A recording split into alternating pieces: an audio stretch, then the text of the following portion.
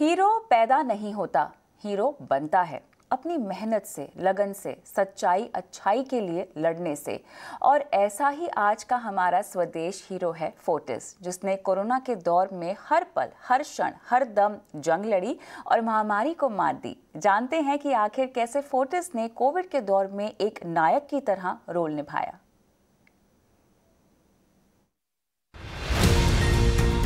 Covid का वो दौर कौन भूल सकता है जब देश दहशत में था। मरीजों के लिए अस्पताल में जगह कम पड़ गई थी। कोरोना की दूसरी लहर पहले से कहीं ज्यादा खतरनाक हो चुकी थी। ऐसे दौर में जमीन का खुदा डटा हुआ था, यानी कि डॉक्टर्स, जिन्होंने कोरोना के खिलाफ मोर्चा संभाला और लोगों की जान बचाने की जद्दोजहद में जुट गए। जब महामारी के हमले से निपटने के लिए करो या मरो के हालात थे, तब फोर्टिस हेल्थ केयर भी सबसे आगे था। महाराष्ट्र के मुलुंड में फोर्टिस ऐसा पहला अस्पताल बना जिसने कोविड पेशेंट के इलाज की जिम्मेदारी उठाई। मुंबई महामारी का सेंटर बन चुका था और ऐसे खतरनाक दौर में अस्पताल के लिए अपने स्टाफ को मोटिवेट करना काफी चुनौतीपूर्ण था। इस वक्त मैनेजमेंट ने सभी कर्मचारियों का उत्साह बढ़ाया, उनकी सुरक्षा के पुख्ता इंतजाम भी किए, यहाँ तक कि उनके लिए आवास तक मुहैया कराए, ताकि ना तो उनमें डर रहे और ना ही बाकी लोग उनसे डरें। 100% सुरक्षा का एहसास होने के चलते स्टाफ खुश था। यही वजह थी कि दूसरे अस्पतालों की नजर में फोर्टिस रोल मॉडल के रूप में देखा गया। रोज सैकड़ों की तादाद में मरीज अस्पताल पहुंच रहे थे। अधिकतर डॉक्टर्स की शिफ्ट सुबह 6 बजे से होती थी, लेकिन वो 5 बजे ही अस्पताल पहुंच जाते और देर रात तक जुटे रहते। बाद में हल्के लक्षणों वाले रोगियों के लिए होम केयर योजना भी शुरू की गई। इन कर्मचारियों की मेहनत के चलते मरीज घर पर ही ठीक होने लगे। हालांकि मई के महीने में कोरोना विस्फोट हो गया, जिसके बाद कुछ कर्मचारी संक्रमित भी हुए, लेकिन अस्पताल में उन कर्मचारियों का भी अच्छे से ध्यान रखा गया। ठीक होने पर ये कर्मचारी फिर से उसी तरह जंग में जुट गए जैसे पहले डटे हुए थे। पूरे फोर्टिस संस्थान ने इस दौरान इन कोरोना योद्धाओं का पूरा साथ दिया। जहां देश भर में सैलरियां काटी गई, वहीं फोर्टिस ने अपने एक भी हेल्थ वर्कर की तनख्वाह का 1 रुपए ना तो काटा, ना ही एक भी दिन सैलरी लेट की, जबकि फोर्टिस के मैनेजमेंट ने अपनी सैलरी में कटौती की। जब वैक्सीनेशन का दौर शुरू हुआ तो फोर्टिस ने यहाँ भी दमखम के साथ इस मुहिम को आगे बढ़ाया। फोर्टिस हिमाचल में पहला ऐसा अस्पताल बना जिसने वैक्सीनेशन की प्रक्रिया शुरू की। इन डॉक्टर्स की मेहनत का ही नतीजा था कि धीरे धीरे कोरोना दम तोड़ने लगा और वक्त सुधरने लगा। फोर्टिस देश की दूसरी सबसे बड़ी हेल्थ केयर चेन है। फोर्टिस हॉस्पिटल की चेन 15 शहरों के अलावा दुबई, मॉरिशस और श्रीलंका समेत 10 देशों में फैली है, जिसमें 54 हेल्थ केयर फैसिलिटीज, 10,000 बेड और 260 डायग्नोस्टिक सेंटर हैं। लगभग सभी तरह के मेडिकल फैसिलिटीज देने वाले फोर्टिस हॉस्पिटल का कारोबार लगभग 7,500 करोड़ रुपए का है। वहीं कोविड दौर में अस्पताल ने वित्तीय नुकसान जरूर झेला, लेकिन अस्पताल ने मरीजों के इलाज में कोई कमी पेशी नहीं की। धीरे धीरे फिर से जिंदगी पटरी पर लौट रही है और एक बार फिर से फोर्टिस आगे बढ़ रहा है। फोर्टिस अब आने वाले वक्त में अपनी योजनाओं को और बढ़ाने जा रहा है। दिल्ली, एनसीआर, गुरुग्राम में अपनी दूसरी मेडिकल की सेवाओं को बढ़ाने जा रहा है। वैसे तो अपनी स्थापना के वक्त से ही फोर्टिस ने अपने इलाज से कई लोगों की जिंदगियां बचाई हैं, लेकिन कोविड के दौर में फोर्टिस एक हीरो बनकर उभरा है। ET नाउ स्वदेश। चलिए, अब हमारे साथ जुड़ गए हैं आशुतोष रघुवंशी, जो कि फोर्टिस हेल्थकेयर के MD और CEO है। बहुत बहुत स्वागत है आपका। कोरोना काल में अगर कोई सही मायने में स्वदेश हीरो है तो हिंदुस्तान के लाखों करोड़ों डॉक्टर, नर्सेज, हॉस्पिटल कर्मचारी हैं। बताएं, इन पर आपका क्या मानना है? बिल्कुल, ये तो आपने सही कहा निकुंज। धन्यवाद पहले तो आपने मुझे आज आमंत्रित किया। ये बहुत ही कठिन समय था पूरे विश्व के लिए एंड भारत में, जैसे आप जानते हैं, बहुत कठिन परिस्थितियां आई, पर हमारे हेल्थ केयर वर्कर्स जैसे नर्सेस, डॉक्टर्स और वही नहीं, जो बहुत से दूसरे अन्य लोग हॉस्पिटल्स में काम करते हैं, सिक्योरिटी, हाउसकीपिंग, उन सब ने एक तरीके से अपने आगे बढ़ के एक तरीके से एक वॉरियर की तरह इसका सामना किया। बहुत से पर्सनल क्राइसिस भी हुए लोगों को फैमिलीज में, उसके बावजूद वो लोग आगे लगे रहे। तो एक तरीके से देखा जाए तो ये बहुत ही एक ऐसा एनवायरनमेंट हो गया जो कि बहुत ही इंस्पायरिंग था हम लोगों के लिए भी। हमारे फ्रंटलाइन वर्कर्स का जो डेडिकेशन था वो देख के हमें भी बहुत इंस्पिरेशन हुआ, पूरे ऑर्गेनाइजेशन को। और डेफिनेटली ये पूरे देश के लिए भी एक बहुत गौरव का विषय है।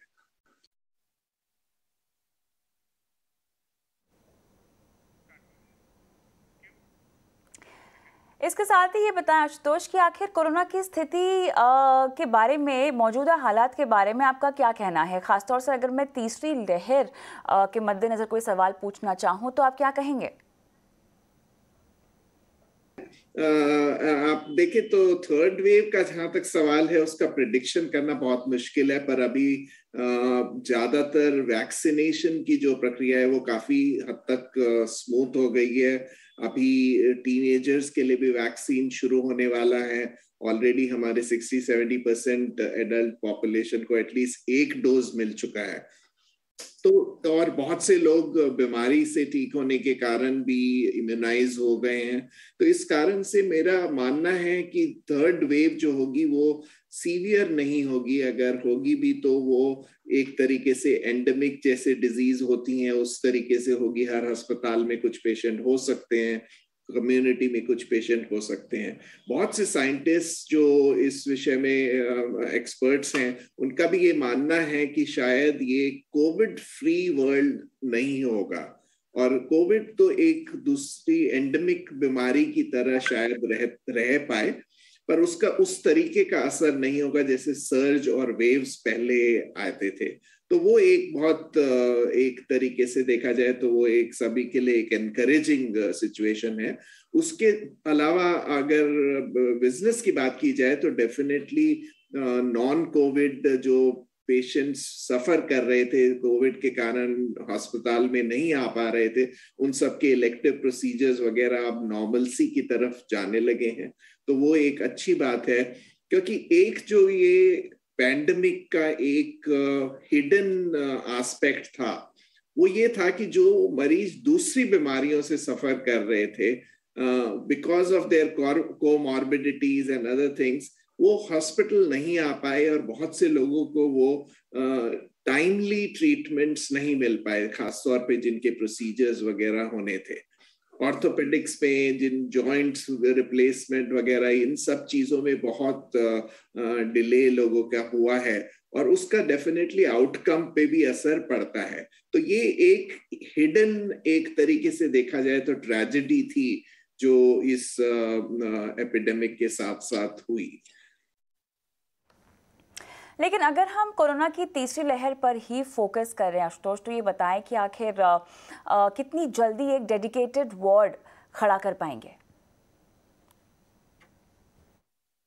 ये हमने इस वक्त जो रीपर्पस किए थे वार्ड्स कोविड के लिए, उनको जब दूसरे नॉन कोविड के लिए इस्तेमाल किया जा रहा है, अब बहुत जल्दी से हम कन्वर्जन कर सकते हैं, unlike what happened in the first wave. और उसका कारण यह है कि अब प्रोटोकॉल्स काफी सेट हो चुके हैं, सभी वर्कर्स को उन प्रोटोकॉल का बहुत अच्छे से नॉलेज है, और एक तरीके से उसका बहुत फायदा मिल रहा है।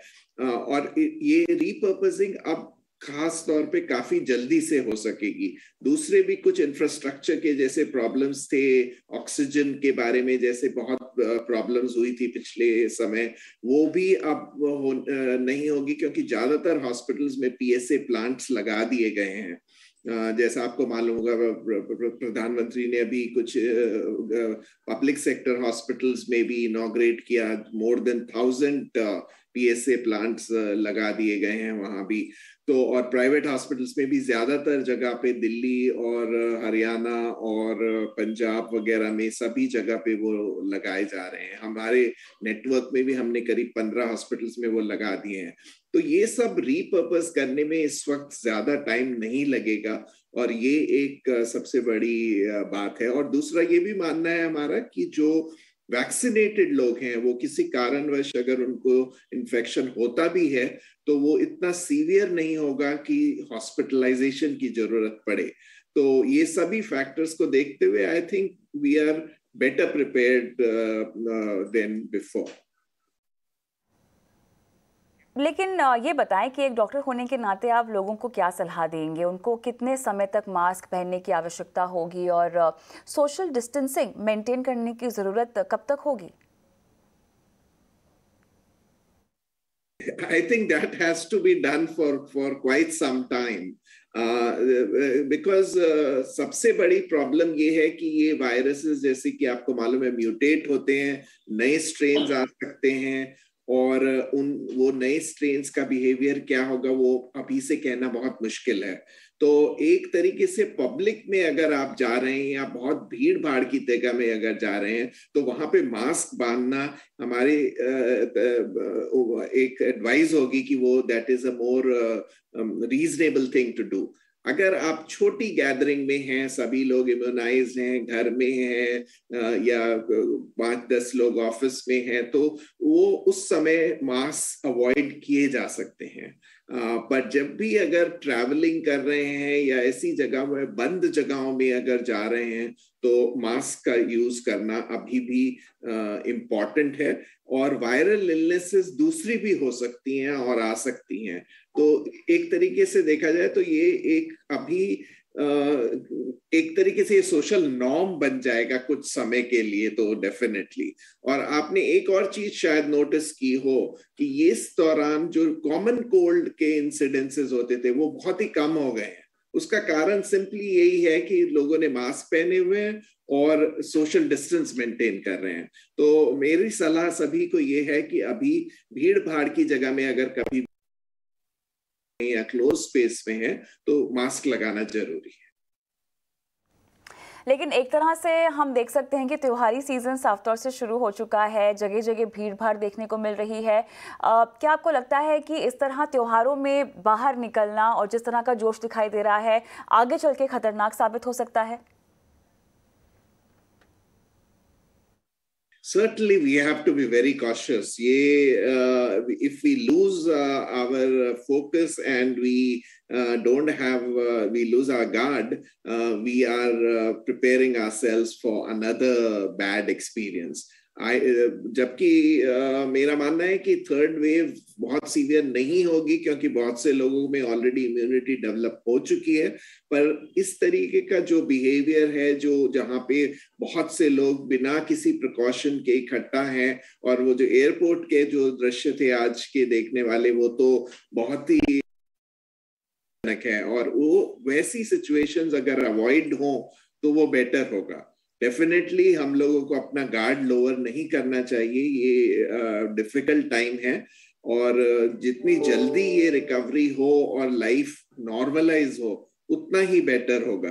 तो जो चीजें ज्यादा जरूरी हैं उनके ऊपर फोकस करना जरूरी है। जैसे स्कूल अब दोबारा से रीओपन होने लगे हैं, वहां पे अगर नॉर्मल प्रिकॉशंस ली जाएं तो वो एक तरीके से अच्छी बात है, और बाकी की इकोनॉमिक एक्टिविटी एक तरीके से नॉर्मलाइज हो सके विदाउट टेकिंग एडिशनल रिस्क।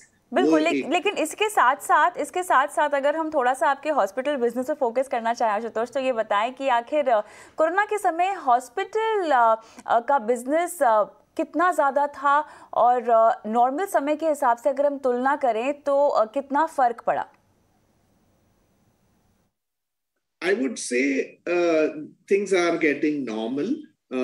जो डोमेस्टिक नॉन कोविड बिजनेसेस थे वो पिछले साल के मुकाबले में सब रिकवर हो गए हैं। उसमें थोड़ी सी ग्रोथ भी देखी जा रही है जो कि नॉर्मली एक्सपेक्टेड होती है ईयर ऑन ईयर। तो वो हमारी तरफ से हमारे ख्याल में ज्यादातर इंडस्ट्री रिकवर हो चुकी है। पर एक मेजर सेगमेंट पेशेंट्स का जो इंडिया के लिए इम्पोर्टेंट है और आता था, वो जो इंटरनेशनल पेशेंट्स आते हैं इलाज के लिए, that segment will take some time to recover because that is directly connected to the travel restriction. So वो एक तरीके से शॉर्टफॉल अभी है, पर ओवरऑल नंबर्स अगर देखा जाए तो उसमें काफी हद तक पूरी रिकवरी हो गई है। ये बताएं हमें कि आपने जब फोर्टिस की कमान संभाली तो उस समय बहुत सी कॉम्प्लिकेशंस थी, कोर्ट में केस चल रहा था, तो अब किस तरह से आपने चीज़ों को संभाला है और किस तरह से चीज़ें आगे बढ़ी हैं? देखिए, आपने सही कहा, बहुत से चैलेंजेस थे ऑर्गेनाइजेशन के सामने। उन उसमें से ऑपरेशनल चैलेंजेस थे और दूसरे लीगल चैलेंजेस वगैरह जो थे, वो सभी एक तरीके से एड्रेस किए जा रहे हैं समय के साथ साथ। परफॉर्मेंस में बहुत इम्प्रूवमेंट हुआ है, बहुत सी एफिशिएंसी मेजर्स लिए गए हैं, कॉस्ट रिलेटेड मेजर्स लिए गए हैं, उसके कारण परफॉर्मेंस में सुधार खास तौर पे very clearly is visible to everybody. Other than that, the legal issues also we are hoping should be behind us. Once that is behind us, I think we should look for an exemplary growth following this. And also there are many corporate actions which we will probably take, because we have this very significant diagnostic business, and we have the hospital business. Both of them have improved their performance significantly. Now we need to see how we can take these businesses to the next level. And in order to do that, we may have to take various steps. So the board will actively consider all possible options. I think the future is bright and we are looking forward to a lot of growth. बहुत बहुत शुक्रिया समय निकाल कर हमसे बात करने के लिए। उम्मीद करते हैं कि इसी तरह से आप आगे बढ़ें और कामयाब हों।